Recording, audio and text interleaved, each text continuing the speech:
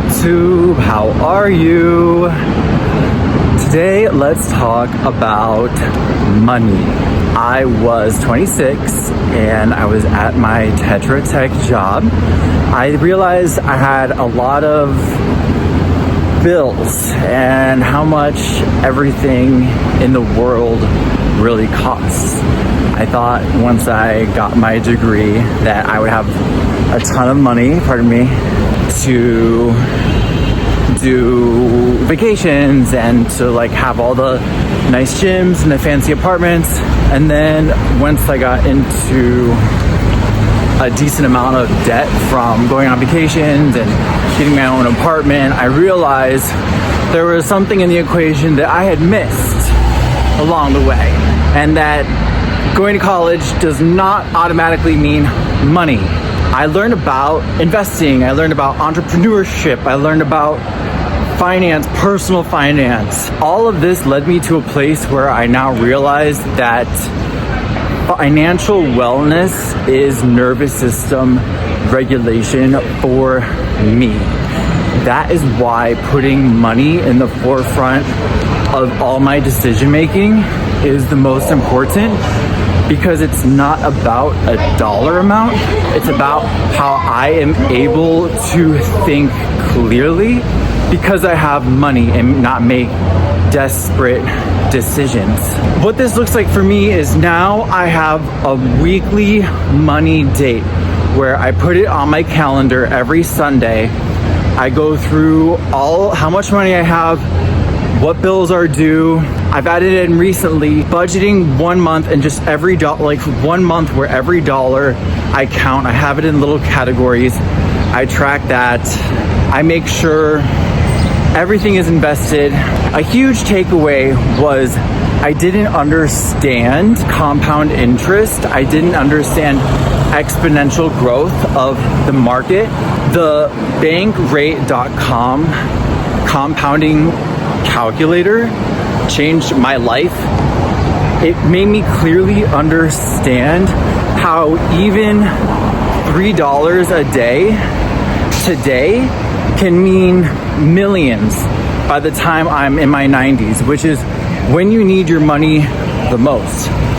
I think that I'm passionate about sharing about the importance of having a budget and investing as early as you can, as well as I think having people in your life who you are able to look up to and say, I want to be that person. One thing I was blessed with was, well, first of all, I have wealthy family members.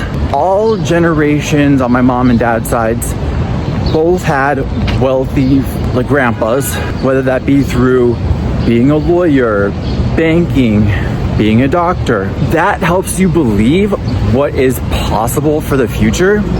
A study with Harvard showed that having just one wealthy person in your life compared to someone who does not have a wealthy person in their life, it increases how much money you make. I grew up in the tennis world. My mom was a tennis coach. So that meant hanging out with all of the wealthy tennis kids. Most of my friends were my wealthy tennis friends. My mom got us a free country club membership because she was the tennis coach at the country club. So we got to experience that life.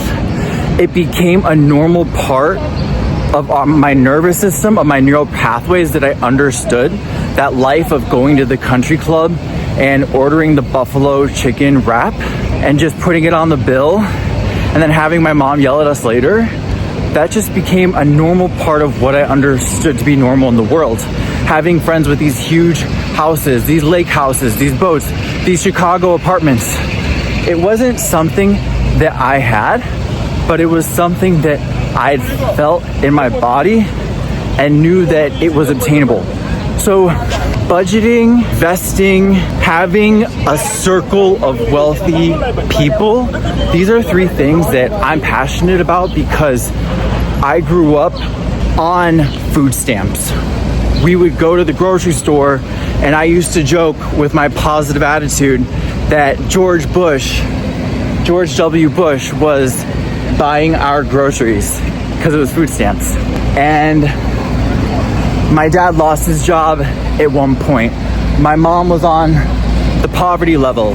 One of the most vivid memories was going to the mall with my friends whose parents were able to give them money for the mall, and my mom saying, "Who do you think we are? I don't have $20 to give you to go to the mall," while we're in her hand-me-down family friend car because she didn't have money even for a car, a hand-me-down box Chrysler Town and Country. Those vivid moments are what pushed me towards wanting to live a life of abundance by being cognizant of my wealth, my environment, my spending, also maintaining a positive energy to be able to sustain that in my life by healthy social life, healthy health and wellness at the gym, maintaining a strong brain through continually learning, expanding environments, having enriching conversations, and good nutrition, getting my sleep, long-term deep relationships with people I love. These things are all what have helped me to keep that practice of building wealth in my life, because I come from a situation where we did experience scarcity, we did experience financial setbacks, and to this day I'm helping my mom with her retirements because she doesn't understand it. My mom has done such a great job going from an addict who recovered to started a whole new career as a social worker, getting her master's, that along that journey, that was so much to tackle that for her, learning that extra step of what is compound interest, not really having people in her life who are going to say, oh, go look up this bankrate.com and see how much even $3 a day at 7% interest compounding annually can change your life, your trajectory, and how comfortable you are in your older age. That's why I'm so passionate about this, because of where I come from, how I grew up, and why I love talking about it, because in this process, I'm finally seeing the foundation that's been laid, how it gives me so much peace and allows me to relax even more after having not such a relaxing childhood.